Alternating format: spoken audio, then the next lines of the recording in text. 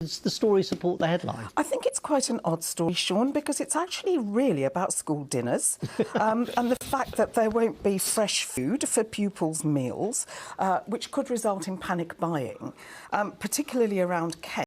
Now, I presume that's to do with lorries sort of being bunged up at ports and whatever. But it's an odd thing because it's the last problem you would think of as stopping education in Kent. You know, you would think it would really be about teachers who couldn't get to work. Yeah, that does get mentioned on page 6, I think. Does it? It's very down you know, there, and kids whose parents lose their jobs because of what's happening, or, you know, companies that can't manage because they haven't got their paperwork in place the day after in order to move their goods across to the continent. So it's an interesting reveal. And it's always nice as a journalist to have something that is exclusive. Yeah. So on that basis, well done to the Observer. But it's one of those sort of left field, silly season stories. You're not really sure. You know, give them cornflakes, as Marie Antoinette might have said. Right. And history might have been different if she had said that. Prashant, what do you make of it?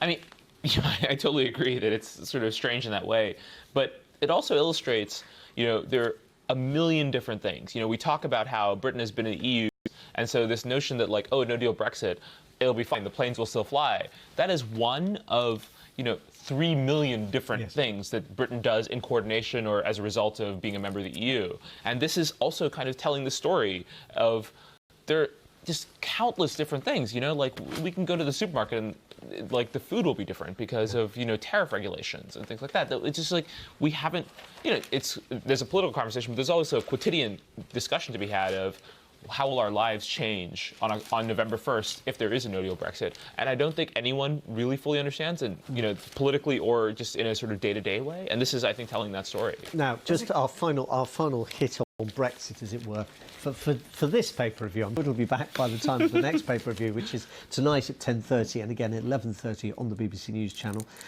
This is a very blunt. Well, the headlines are all very blunt, but when I read the article by Steve Barclay, the Brexit Secretary, Scheimer, which is about suggesting that the EU should open negotiations again because the politics has changed because of the European Parliament elections. It's actually much more polite than the headline. It's a rather respectful suggestion to Mr. Barnier. Yes, and I think really it all comes back to, and that's where Mr. Barnier has. And this is all a desperate sort of bid to keep drawing attention to that and try and get it resolved. I mean, it's an interesting note. What he's written is interesting, but exactly as you say, it's not fire and brimstone. it's much more reasoned than that. And I mean, again, this is quite interesting the way in which these stories are presented, Prashant.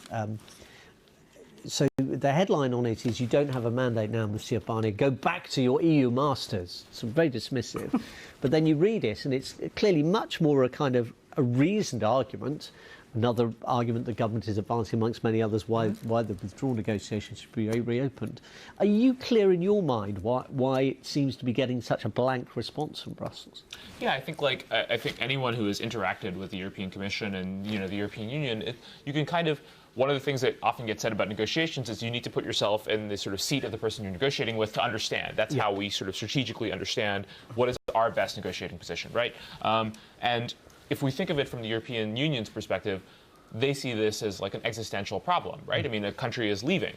And so, of course, you can kind of understand why they are obstinate in this way. They don't want to negotiate, calling 27 other countries and saying, this is what's going to happen. Oh, here, are you okay with this? Whatever, like Slovenia. Herding cats. Right, exactly. 27 of them at once. And so I kind of, you know, we have to understand, right, that's why the European Union goes this way. At the same time, you know, Britain going, oh, you need a new mandate. I mean, with, what is it, 3 months left to go, is a dangerous game to play, is, oh, you need to come back and reopen the backstop. But this isn't really a letter to Mr. Barnier. It is just posturing by our politicians to make us feel that they are doing something. Right. You know, I don't think any European plutocrat or, you know, on their summer holidays is worrying about this in the Mail on Sunday. This is really just to keep the voters of Britain